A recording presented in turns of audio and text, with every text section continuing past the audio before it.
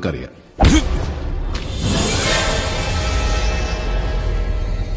ഈ പാവത്തിന് നേരെ കയ്യോങ്ങ നാണമില്ലടോ തനിക്ക്.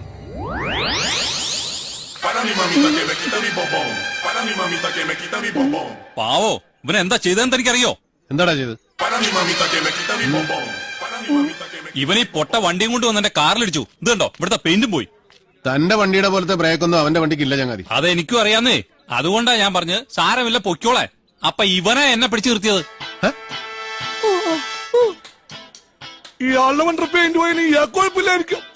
പക്ഷെ എന്റെ വണ്ടി പെയിന്റ് പോയതിന് സമാധാനം ഉണ്ടാക്കിയാ പറ്റുള്ളൂ. അതിന് ഞാൻ 3000 രൂപ അങ്ങോട്ട് കൊടുക്കണത്രേ.